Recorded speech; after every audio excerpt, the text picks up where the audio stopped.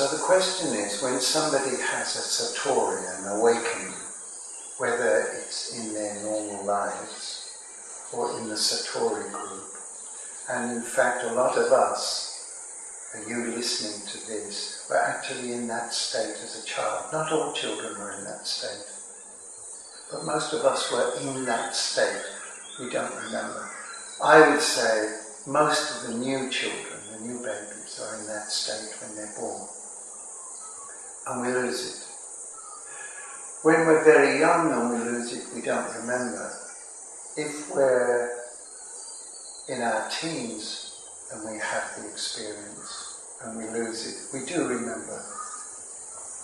And then there's a longing to go back, because it is just indescribably wonderful.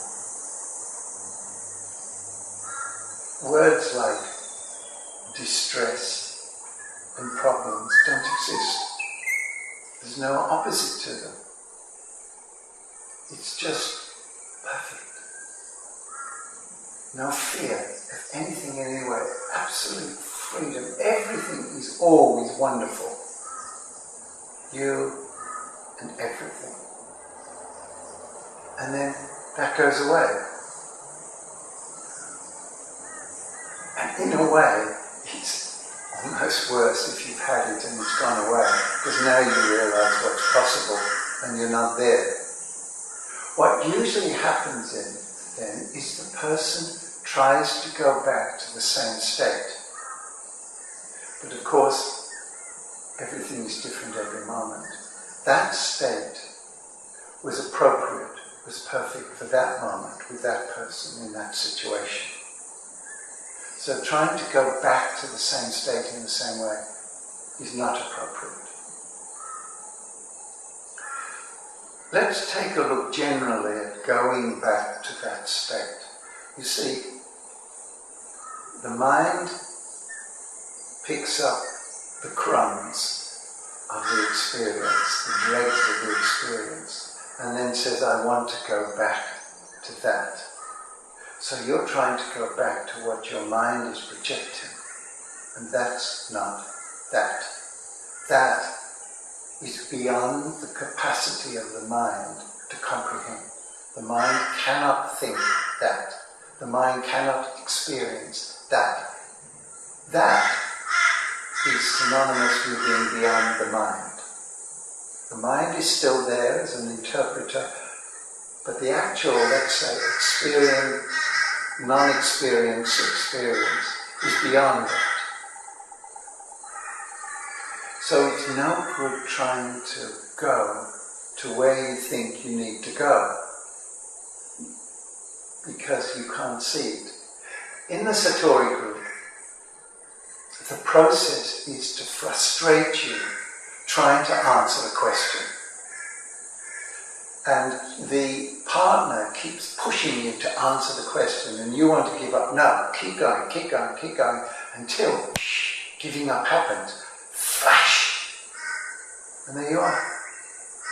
But not where you thought you were going. Just the opposite in a way. You're somewhere else. And where are you? You don't know. You can't know. Because knowing is only of the mind.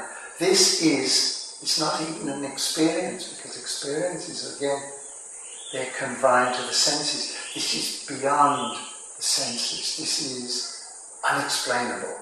The Tao, the hidden harmony, the way, the kingdom of God, which doesn't mean anything. The peace that passeth all understanding. None of these things mean anything because there's no meaning to it. It just is. So don't go looking for it. So then you say, but I've been there and I'm not there now, so I must be doing something wrong. There is no such thing as wrong or right. There is only is. And what you're experiencing right now is exactly what you need to be experiencing.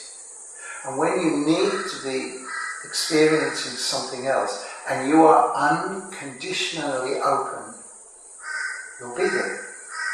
If you're trying to look for where you think you ought to be, you'll keep missing. Jesus gave a parable about that. He talked about the master going away. He talked in terms of hierarchy. The master going away and telling the servants, keep the candles burning, because you never know when I'm coming back. That could be seen as stay awake, stay alert, but not with the old ideas. Be here, be now, and listen, feel, and sense. And if it's appropriate for you to have that experience again, you'll find you're already in it.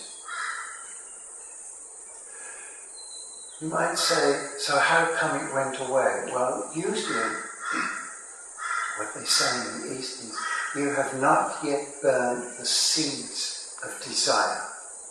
So although you're in that state, there are seeds of things you have not yet completed, which means you have not yet seen them in yourself and accepted them for the way they are.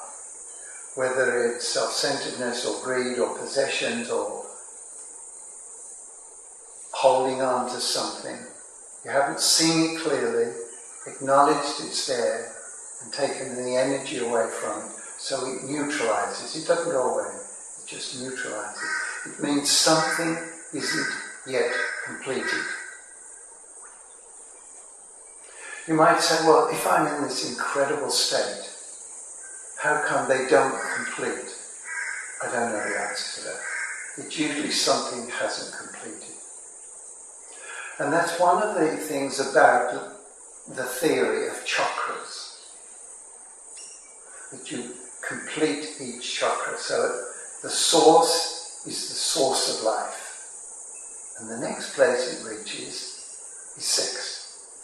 And most people have not, they don't even know what sex is, let alone complete it. It was suppressed at such an early age.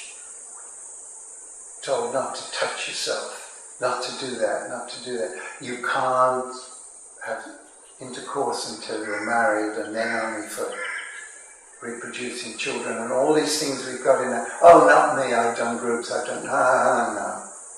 Unless you no longer need sex, unless sex is absolutely no longer an issue in any way whatsoever, you're still there.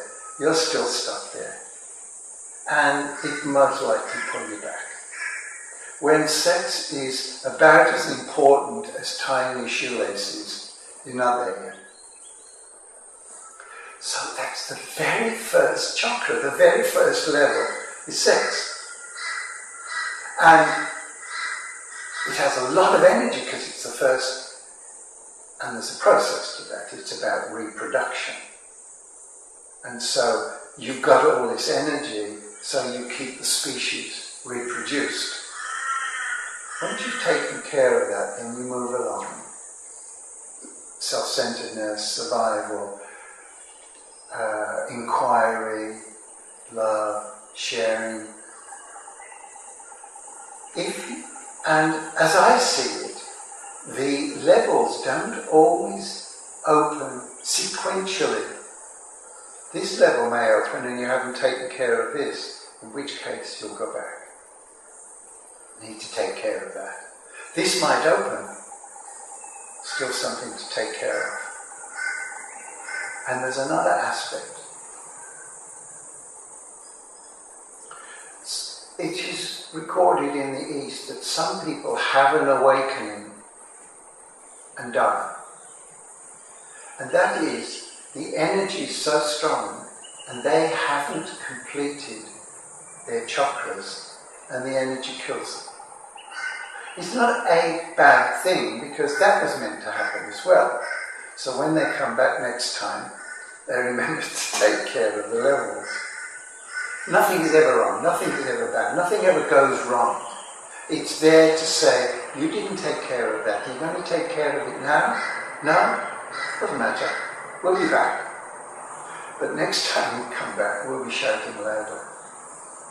So, what's your last message? Death. That's your last message. Because practically everybody dies in regret. So you know, people who have near-death experiences, their life passes before them, but it's not just their life, it's all their lives. Oh, I didn't take care of that. I didn't say I love them. I cheated that person and I didn't regret. That's your last message. But then it's too late. You've got to go through the whole recycling thing again.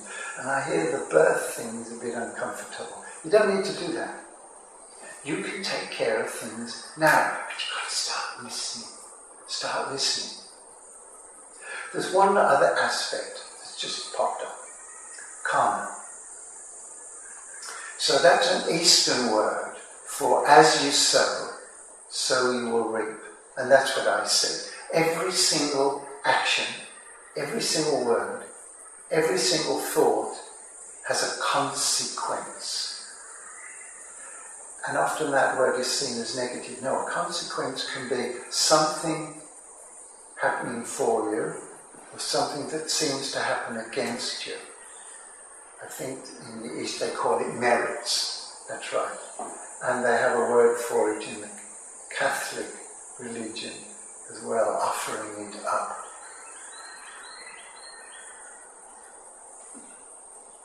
So everything that's happening has a consequence. So if you're listening in each moment and respond to what's needed in that moment, not only will you die in the peace that passeth all understanding, better still, you could be here in the peace that passeth all understanding, and then you're really having fun. Instead of all those arguments that go inside, am I good, am I bad, should I or shouldn't I? Instead of all that,